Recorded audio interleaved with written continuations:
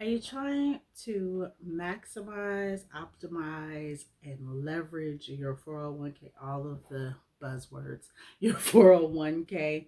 Well, keep on watching because I'm going to show you exactly or tell you exactly how you can do that, even in today's times when we're not so sure of what's going on with the market or what's going to be going on with our retirement.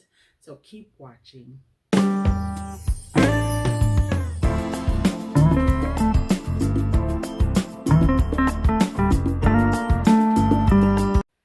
Hi there, guys, and thanks for joining me at the Financial Spotlight. I'm Chantrell, and I'm here to give you financial tips and tricks that are going to help you in the world to know your money. And today we are talking about optimizing our 401k. Basically, what are we going to do with our 401k in order to increase our money?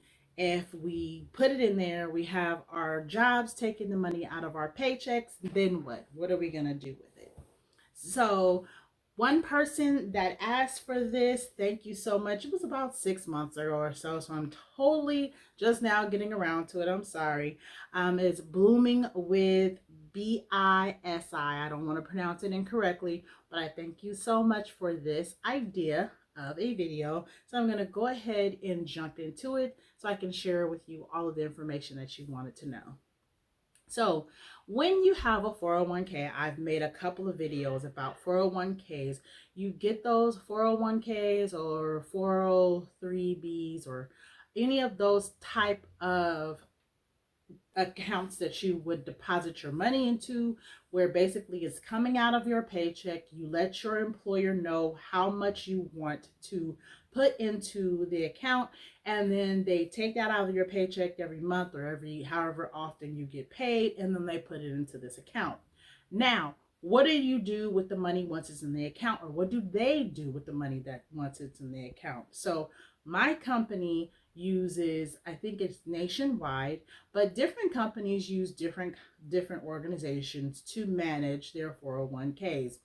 Now, when you have the 401k being managed by one of those type of investment companies, you need to make sure that you're looking at your investments at least quarterly.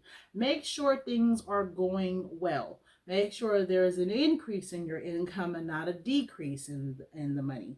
Make sure that you're not paying too many fees to manage your money in your 401k, and just make sure that it is working for you the way you want it to work for you.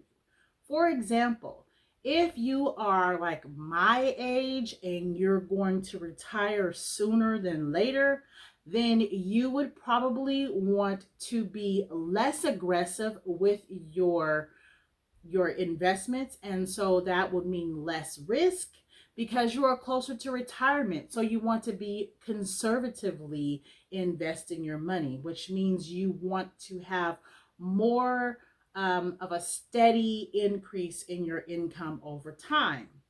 Now, if you are younger and you have more years before retirement occurs, then you would probably want to have a riskier investment or a more aggressive investment. And then you want to be able to have your investments fluctuate, more income coming from it. It's a riskier investment, and if that's what you need to do to make sure that you're increasing your money, then you need to do that.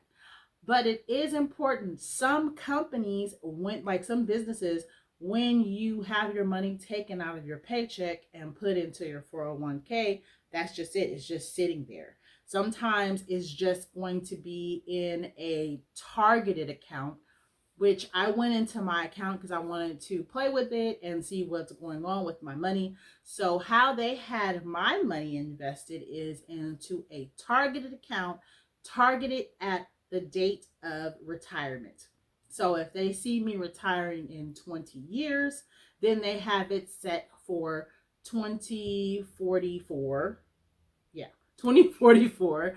And that's the targeted date for my retirement. Hey, have you had a chance to join the family yet? If not, go ahead and click the subscribe button and join the family today. And also turn on those notifications so that you can know exactly when we're going to post here on the Financial Spotlight channel. All those juicy financial tips and tricks for you. We'd love to have you. So they have it going into a targeted account. It's targeted for 2044 when they think that I'm going to retire in 20 years. So it's set up for that. So basically it's less aggressive. It is more conservative, and that means that it is putting it into probably mutual funds, bonds, and things of that nature that have a slow growth, and not as many stocks and things of that nature that are going to probably, fluctuate a little bit more. So that's what my account is doing. Now, what I did do is I went in and I made some changes. And I said, okay, I want to actually put my money in different places. So I took a percentage of my money that's being put into the account and I changed it around. I put money into stocks. I put money into offshore investments, so international investments.